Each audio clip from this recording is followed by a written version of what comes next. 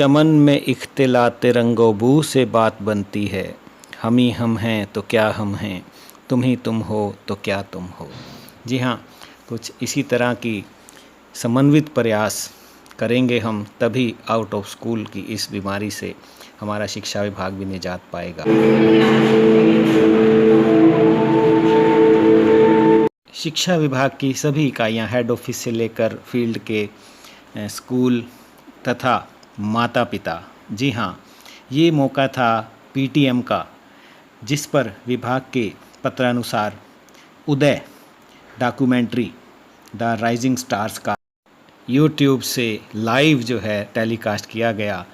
और खुद प्रिंसिपल ने भी, जी हाँ, प्रेरणादायी नेतृत्व का स्पष्ट उदाहरण देते हुए खुद माता पिता के बीच बैठकर इस डॉक्यूमेंट्री को एंजॉय किया।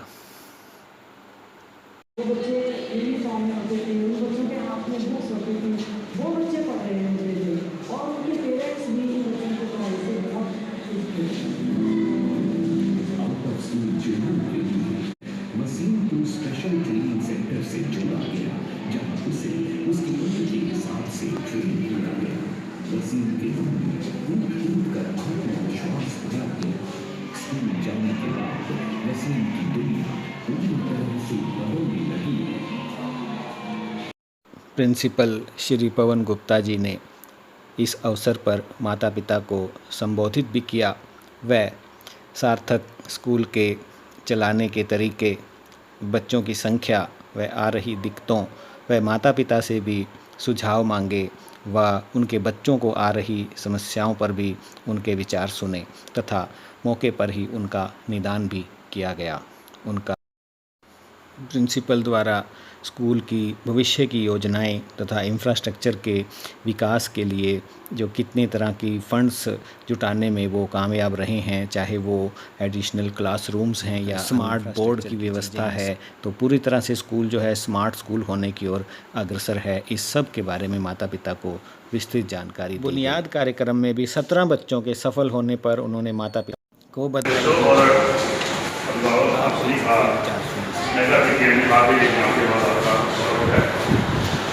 देखिए, ये जो क्रिकेट करते हैं, इसका उद्देश्य है कि अच्छा होता है कि आप पेरेंट्स को पता रहे कि हमारे बच्चे कहाँ स्टैंड कर रहे हैं। अगर किसी विषय में कमजोरी है, अगर बच्चे को चीज़ समझ में नहीं आ रही, तो ये टीचर को टाइम दे रहे हैं, उनको बाद में पैसा देने की जरूरत नहीं है। और जो पेरेंट अपने बच्चों को अब टाइम दे रहे हैं, उनको जिंदगी भर अपने बच्चों को पैसे देंगे, क्योंकि वो ज़ाहिर नहीं हो पाएंगे। तो तुम्हारे बात है इस टाइम के 2 या 3 साल 4 साल अगर आप अपने जीवन के खराब करो कोई प्लान हो कि बच्चे के साथ 24 घंटे बच्चे के साथ हो। अब तो मान लीजिए हमारा बच्चा किस एक्टिविटी में कहाँ क्या जा रहा है, कहाँ स्कूल जा रहा है, नहीं कर रहा है, स्कूल में टाइम से जा रहा है नहीं जा रहा, वो खा रहा नहीं आ रहा, या जो होमवर्क उसको मिला था किया है नहीं किया, किस सब्जेक्ट में इसकी कमी है, ताकि उस सब्जेक्ट को इम्प्रूव करने के लिए टीचर से मिले, टीचर से बात कर करेक्ट करें, या भी बाहर कर सकते हो कि बड़े बहन भाई से या पड़ोसी से किसी जगह के बच्चे को चक्कर दे रहा हो। इतनी मेहनत अब आप करोगे प्लस 2 तक, बच्चों को प्लस 2 तक आपकी हेल्प की, उसके बाद वो यहाँ पे किसी हो गए। हमने अपने प्रयास से इस बार 17 बच्चे जो गरीब घरों के थे, जो बच्चे के फीस दे पाते थे, हमने 28 बच्चों की 10वीं में फीस दी है, 9वीं 10वीं में, और सभी चाहिए इसको टाइम चाहिए। मैं आशा करता हूँ कि आप अपने बच्चों के साथ पूरी तरह से सहयोग करोगे और टीचर्स के साथ भी सहयोग करोगे और बच्चों को पढ़ाने में हमारा साथ दोगे। धन्यवाद। मीटिंग के दौरान काफ़ी सौहार्दपूर्ण माहौल रहा। इवन माता पिता भी अपने आप को रोक नहीं पाए, वो भी बोले। Thank you so much for giving me this privilege that I can speak with you.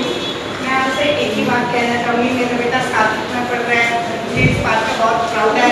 और जो हमें प्रिंसिपल सर का सपोर्ट मिल रहा है, जो यहाँ फैसिलिटीज़ मिल रही है, आप सब भी देख रहे हो, आपके बच्चे पढ़ रहे हैं, और जो प्रिंसिपल सर बोल रहे हैं इतना कुछ, सबसे बड़ी बात सही है, हमारे ऐसे हमारे बच्चे ही हैं। अगर हम कमा रहे हैं, अगर ये समय देंगे तो यही पढ़ लिख के अगर आपका नाम रोशन करके, तो इससे बढ़िया क्या है। तो सबसे ज़्यादा ज़रूरी है कि बच्चों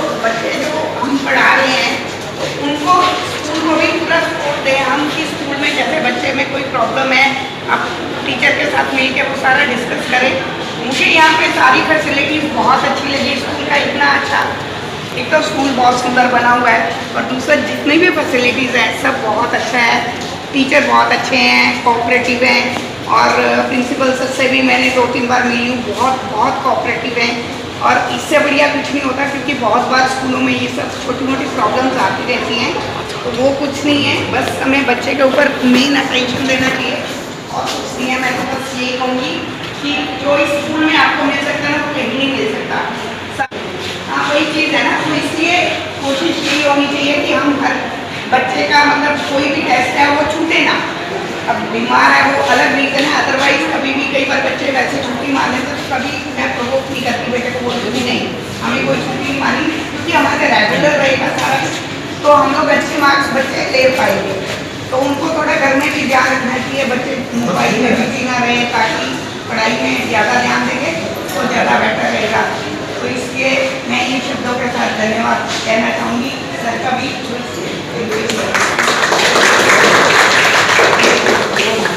पेरेंट्स से ऐसा फीडबैक मिले तो हम भी मोटिवेट होते हैं कि लेट्स डू मोर। मैं चाहूँगा जैसे कोई और भी आना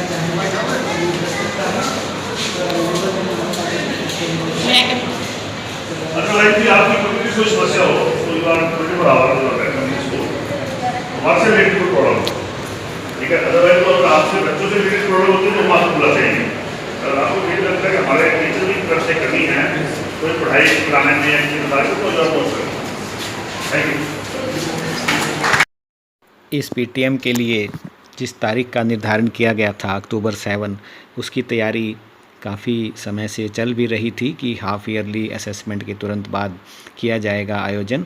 तो लगभग 1 महीने की जो ये सारी प्रक्रिया चली और प्लानिंग हुआ और आज जो था उपस्थिति जो है 95% पेरेंट्स जो है हाजिर थे। ये इसका उदाहरण है कि किस तरह से स्कूल के अध्यापक निरंतर जो हैं स्कूल को एक नई ऊंचाइयों तक ले जाने के लिए अपनी कठिन मेहनत कर रहे हैं। इतने सारे बच्चों के साथ सभी अध्यापकों ने, वो चाहे 1 से 5 के हों, 6 से 8 के हों या 9 से 12 के हों, सभी ने मिलकर ये प्रयास किया और सारा जो असेसमेंट था, फाइल सबकी बनी हुई हैं, उसको डिस्प्ले पर लगाया और पेरेंट्स आए, उन्होंने हाफ ईयरली भी देखा और अप्रैल से लेकर अगस्त माह तक जितने भी पीरियोडिक टेस्ट हुए हैं, जैसा कि सीबीएसई में होता है, पोर्टफोलियो है, सब बिल्कुल रेडी हैं। किसी भी बच्चे या कोई भी आके माता पिता निरीक्षण कर सकते हैं। तो इस सब की जानकारी कि किस तरह से स्कूल लगा हुआ है, आपके सहयोग वांछित हैं, इसलिए इस पीटीएम का आयोजित किया गया जो काफ़ी सफल रही।